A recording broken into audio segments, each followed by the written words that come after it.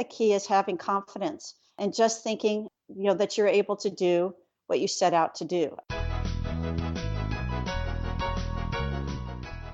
Welcome to Biz Stories Shared, where storytellers share their inspiration, motivation, some disappointments, and how they applied the lessons that led them to success.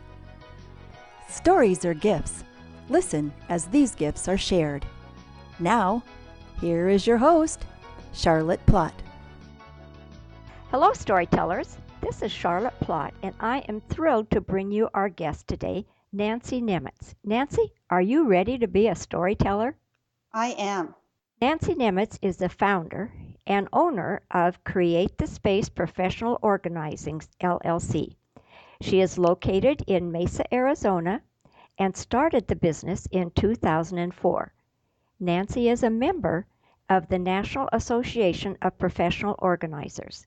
Nancy has been on the television show Hoarding Buried Alive for Discovery Studios and has been interviewed for Phoenix Magazine and the Arizona Republic.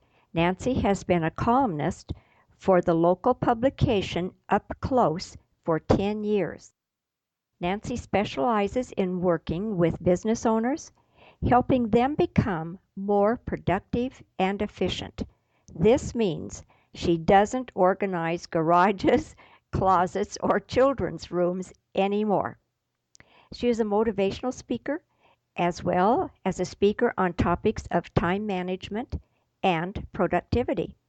Some of her speaking clients are Wells Fargo, Gonzaga University, Origami Owl, and the Berkshire Hathaway Home.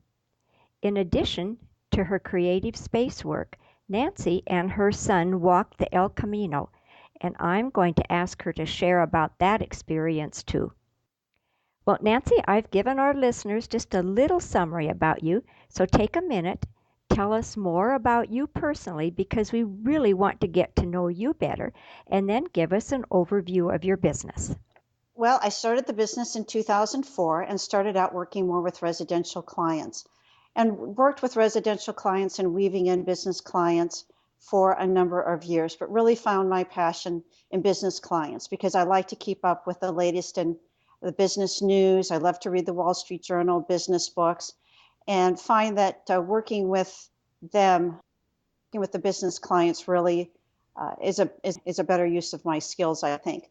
On the personal side, I have 4 grown children. My last son, Will, is at Gonzaga University as a sophomore in mechanical engineering. And all my children live out of state. Once they've left home, they don't come back. And they don't come back. I have taken up playing pickleball, which I love, and I'm a little bit competitive about that. And I have walked to the top of the Flatirons here in the Superstition Mountains, and then that walk across Spain in 32 days in 2013. That was 500 miles or 800 kilometers, starting in the south of France and ending up in the city of Santiago. And in October of 2016, at the end of October, my husband and I will be taking a guided dory boat trip down the entire length of the Grand Canyon, the 60 rapids, and I think it's 225 miles. So that will be our next really grand adventure, I think. I've never even heard of a dory going down the Grand Canyon. Yeah, it's the wooden boat. It's the smaller wooden boat that is more of a mirror of what Powell did. So there's no motor. The guide is the oarsman, and there are 4 per dory. And it has always been around, but the rafts have been a lot more popular. They skim over more the top. There are more people on them. Some are motorized, some are not. But I always figure if you're going to do something like that, you might as well do it the longest, most difficult, scariest way possible. Of course you would. Yeah. And so it's 18 days, and then you have the side trips of hikes along the way. And it's a smaller group of people that do the dory rides. And it's a more, I guess, authentic experience, though I probably will get a lot of mail from people who have gone down in the rafts. And yeah, I was advised to do it this way to better suit my personality and sense of adventure, I think. Oh my goodness, I can't imagine 18 days. And you're going Yes, to be and this going... book's up. yeah, this book's up far in advance. We got the last 2 seats. Now the next seats are available in 2017. Oh my goodness. Well, someone else can have my seats. Yeah. Well, I'll have a lot to talk about and a lot of great stories afterwards, that's for Oh, sure. you will for sure. Nancy, here at Biz Stories Shared, we start every show with our guest's favorite quote. So would you tell us your favorite quote and how you apply this to your everyday thinking? Yes, my favorite quote is, "Despite my fears and uncertainty, I am going." There's a certain element of uncertainty, I think, with every new client. And before I open the door, I think about the clients who love me the most and put that picture in front of my mind to boost my confidence. And then open the door and get to work. And I'm able to hyper focus and see what others don't see. But, Aristotle says we become brave by doing brave deeds. So bravery is really not the absence of fear, but overcoming fear. And small business owners, I think, need to be brave and keep moving forward. And I think that we have to recognize that just because we're afraid of something or uncertain of something doesn't mean we should stop. So that's why I love that quote about, "Despite my fears and uncertainty, I am going." Or sometimes I just think, or I am doing. So it doesn't mean that because I'm fearful or uncertain that I should not pursue something. You're not going to let that fear hold you back.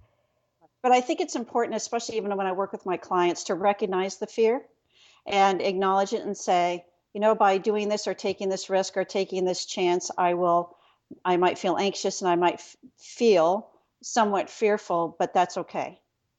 That definitely, those are very wise words, and I like the way you described how before you opened the door, you've put a picture of the positive encounter that you're going to have with that client, and that undoubtedly just helps you over a lot of uh, tense or maybe bumpy places. Yes, and there's been a lot written about that they say if you put one of your favorite clients in the front of your mind, it actually boosts your endorphin level and it boosts your adrenaline. And you really do make a better presentation when you have that person in mind. Oh, I've never heard that before. I like Hmm. that. Hmm. So it says it's just like surrounding yourself by the people who are giving you positive affirmations, but they're not there. So instead of having the self-doubt, you think about some particular clients or situations or things that where people have said, "Oh, that was a great job," or "You did really well with that," and that's what you think about before entering the room or before getting on stage or before anything that you're doing that you might feel a little bit uncertain about, but you bring that person to your mind, and they have, like I said, the brain actually helps you calm down and overcome some of the fear. My goodness, I really do like that. That's powerful. Well, Nancy, you've shared some of the facets of your life and being in business. And during your entrepreneurial journey, you might have a time when you just didn't get the results that you set out to achieve. Now, I want to ask you to tell us that story and, most importantly, the lessons that you learned. I always think of failure as when we don't give our best effort. And because I always give my best effort, I don't look at things as necessarily a failure, but a learning experience. And I am bringing to mind a particular client who actually asked if I could slow down. Oh, We were just talking about how I'm always thinking ahead. We were working ahead, always thinking about the future problems that we were working on and tackling the situation at hand. And he actually was the type of person who needed me to remember his successes. hmm. And I have a tendency to just, okay, that problem solved. What's the next one?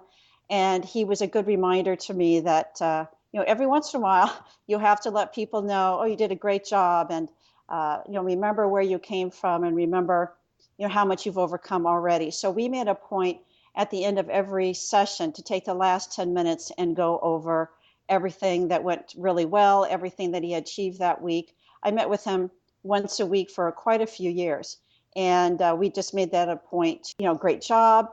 This is all the things that you accomplished today and this week. And I just needed to be reminded to do that. Well, I'm sure that was an important lesson for you to help him be happier, but I hear that as an important lesson for us to tell ourselves. Hmm.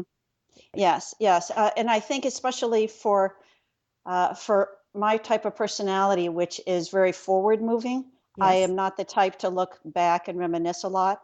And I can forget where I've come from, or I can forget what's been going on because I am always looking ahead. A great example would be walking across Spain, and was walking on the top of another mountain. And I just said to Will, I can't remember what day it was, but I said, I just don't feel like I'm getting anywhere. I feel like I'm getting anywhere. I mean, 7 hours a day, 7 days a week, you're walking, and every time you reach the top of another mountain, you can look ahead and see there's more to be done. And he said, turn around.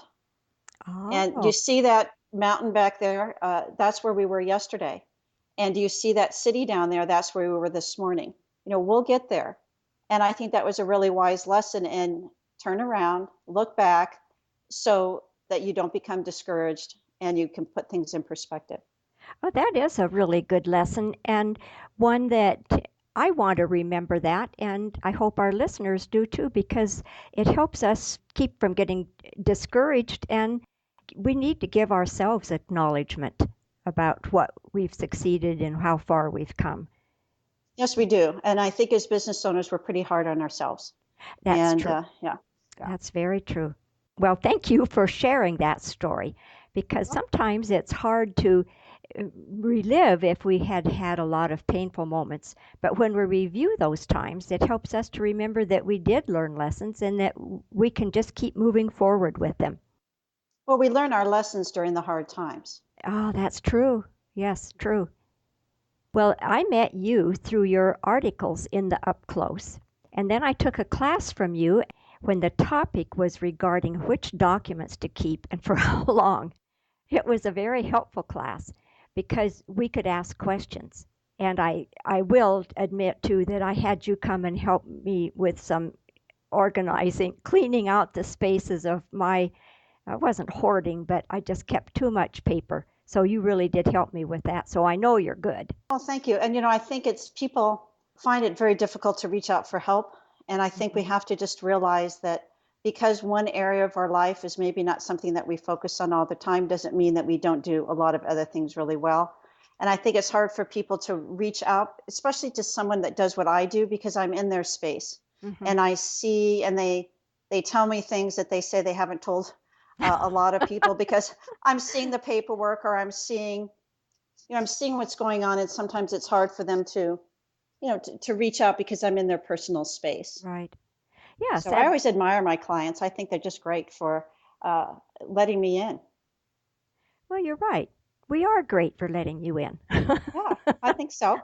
I always say, they're really brave. They could. For every person that reaches out for help of some kind, there are many, many more people who just won't reach out. It's not that they don't have the same problem, or probably far Oh, worse, but they're not asking for help. I see. Yes. So that's the way I look at it: is here is someone brave enough to ask for help. That's a very nice way to look at it. Thank you for that. Well, when did you start your Create the Space business and how did you know you wanted to help others with their lack of organizing? Well, I started in 2004, but really, I hate to say this, but when I was 13, I think I've always just had a natural ability to get to the root of the problem and efficiency. I think that's my nature. When I was 13, we drove back from California to Indiana, where my mother's family farm was, and she was always getting us to whatever we could do some summer employment. So she thought it would be a good idea at the age of 13 for me to work in my aunt and uncle's truck stop. And the first day on the job at 13, my first day on the job in a truck stop, I, at the end of the day, told her how she could do things, how I thought she could do things more efficiently and better. And I guess she had a good sense of humor. They tell me, I don't remember exactly what I said, but they said that she always got a good laugh out of it and loved to tell the story. So I really, I guess from a young age, had no problem telling people what to do, how I Right, thought they could do things right. better. Well, I really like your name, Create the Space, and it's what you just shared. You've had a creative mind for a lot of years from time you were 13. So the name just fits you perfectly. Thank you. Well, people like to hear stories like yours and how you have grown and making your business a success. So, would you tell us one thing that is really exciting you in your business right now?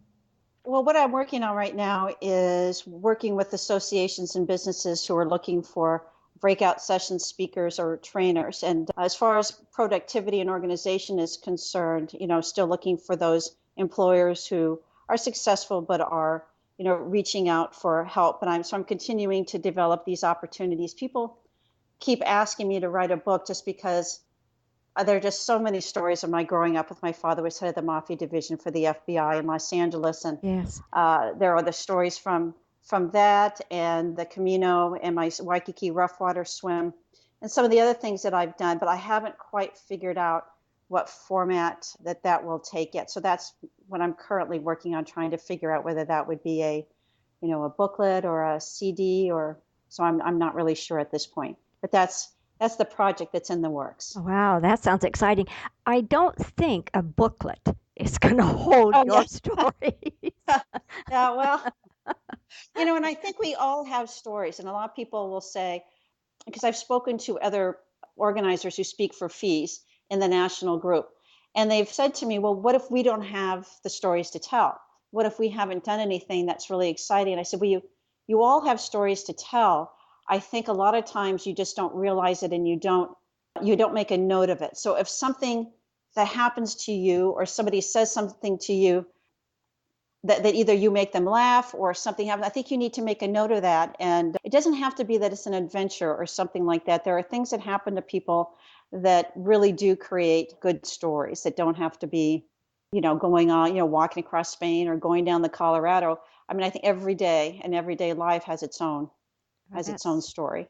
a very good example. Thank you for that Mhm. because we don't realize, and those stories are so important, and that's why I so thoroughly enjoy visiting with people on the podcast and hearing their stories because they really do show the world how the stories of our lives are so important, and you don't even know who you might motivate when they hear your True. story.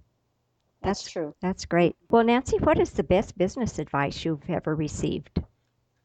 Well, I haven't. The business advice that I've received really has not been from a person. I read a lot, as I said, about making choices, motivation, productivity, and speaking. So a lot of my advice comes from books, and I think it's good to be reminded not to compare ourselves to others.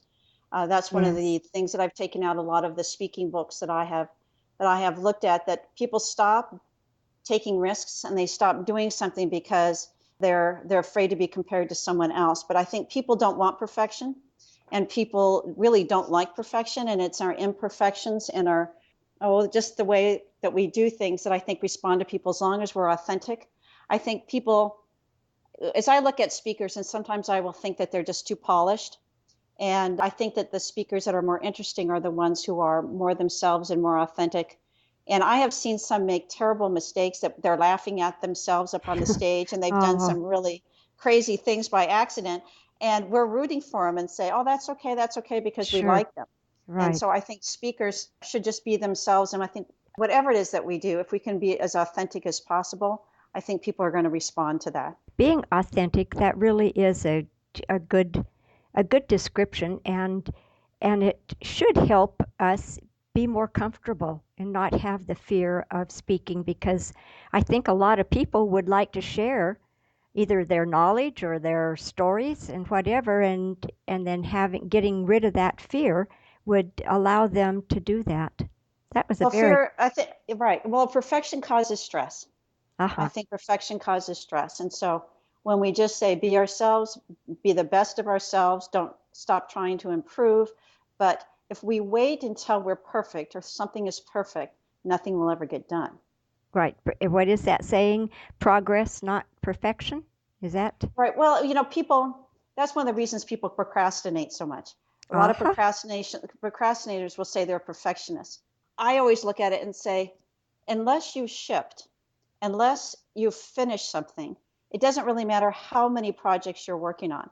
So being a perfectionist and waiting until something is good enough and you never ship anything or you never finish anything, it doesn't really matter how many things you're working on. So at some point, you have to say, this is, give yourself a timeline, give yourself a limit, and say, it's time to ship, even with its imperfections. Yeah, so true. Those are very wise words, that's for sure. Well, Nancy, now I'm going to ask you to share some specific ways that show how you achieved becoming such a successful entrepreneur. Does that sound like a plan?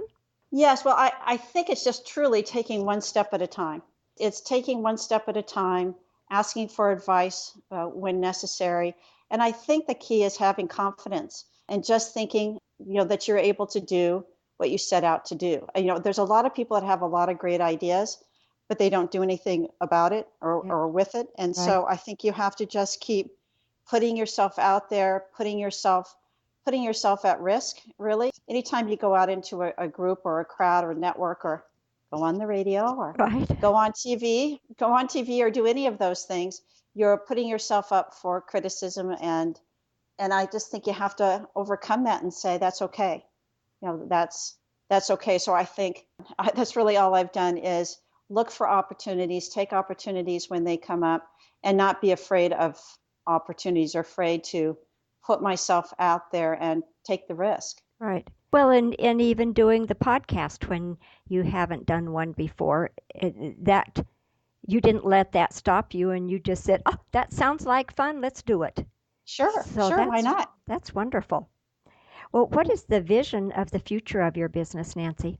Well, I think to continue to develop the speaking opportunities, and like I said, to teach people to go beyond what they think that they are capable.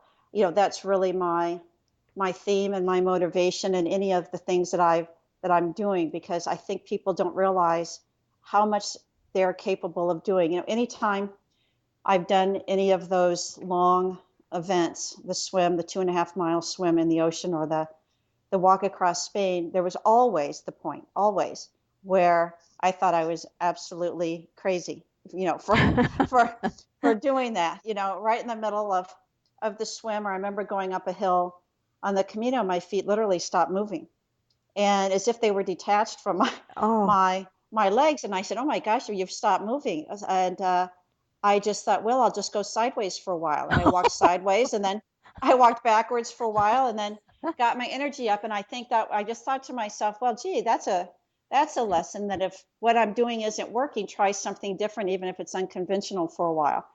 And I think that as long as you think that and you recognize that there are going to be obstacles along the way, when they happen, they won't overwhelm you.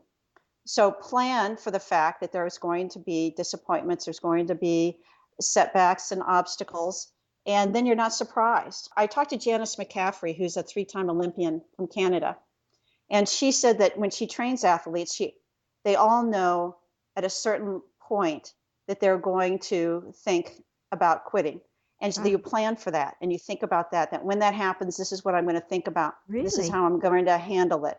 That you don't use all of your energy in the beginning, that you save that energy for those times that are going to be overwhelming. Instead of, when you get to that point, think, well, I might as well stop. This is getting way too hard. You're expecting it to be difficult. If that makes sense? That If you does. expect it to be difficult, then it's not as difficult.